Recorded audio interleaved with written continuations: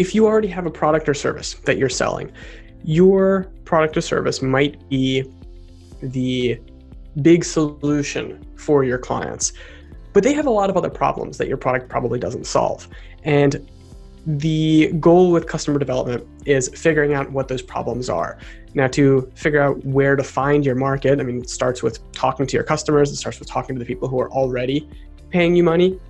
And if there isn't anybody already paying you money, if you're using content marketing to start your marketing efforts, then talk to people who, to you, seem like ideal buyers. You probably have a couple of people in your head and that you're building your product or you're building your service for, and talk to them and ask questions like, what blogs do you read? What podcasts do you listen to? What YouTube channels do you subscribe to? Who do you follow on social media?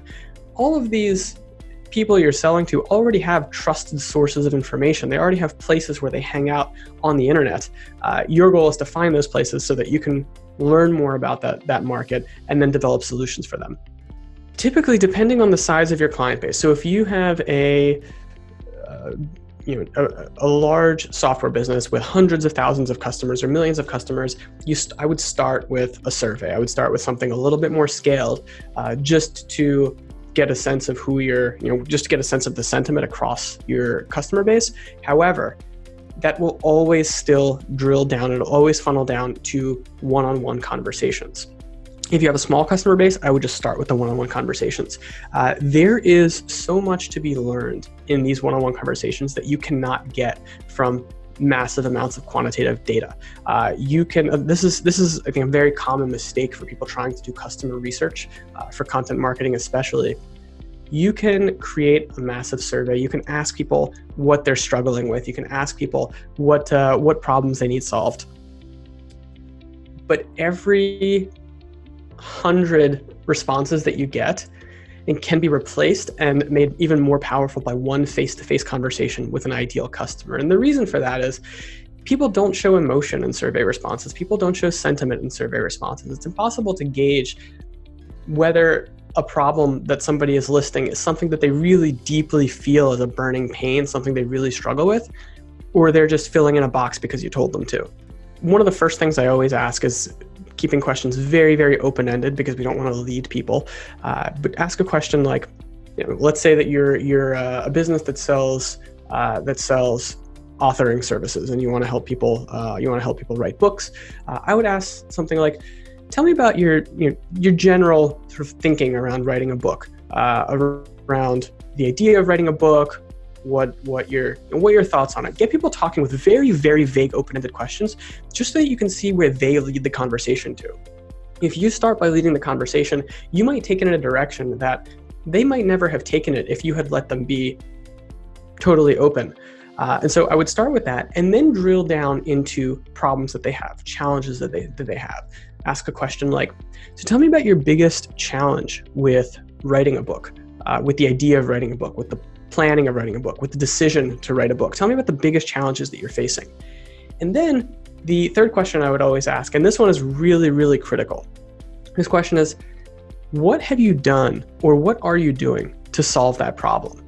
And the reason that question is so important is because we all have problems in our lives. We all have those thorns in our side that we think, that's kind of annoying. I don't like it, but frankly, I'm not going to do anything about it. It's not big enough for me to care. And one of the biggest mistakes that is often made is creating solutions for problems that people don't actually care about solving, that people aren't actually motivated to solve. And so that's why we ask, what are you already doing to solve that problem? Because we want to know, are they reading books about this problem? Are they reading blog articles about this problem? Are they talking to experts about this problem? Have they already hired consultants to solve this problem? Have they hired agencies to solve this problem? Have they bought software tools to solve this problem? If they're already acting in that way to solve that problem, we know that they're already motivated to solve that problem. And so if we offer that solution, they'll be motivated to read it. So they're getting solutions. They're getting value and they're getting solutions. And we see businesses all the time do things like offer giveaways or Amazon gift cards or things like that. But having run customer research projects with 30 plus companies in the last several years, the reality is if you send an email and say, hey, and a very human email, that's a one-on-one email, says, hey, I'd really love to create better content. I'd love to create better resources that are going to help you get through the biggest challenges in either your life or in your business or whatever it is that your product does. Could you spare 10 minutes to just share a little bit about how we can help you do that, how we can help you solve those problems? I promise there is no pitch coming at the end of this call. I really just want to learn how we can do better for you. What we find is conversion rates in the 30 to 40% range when we send emails like that for booking calls. Yeah, incredibly high. And and the key there is there's no pitch, there's no sale, you're not offering them any product or anything.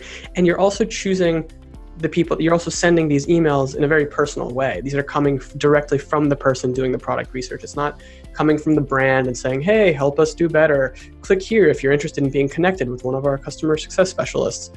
It's a very personal one-on-one email. It's sent in plain text. And it's just, hey, can we chat? I'd love to be helpful.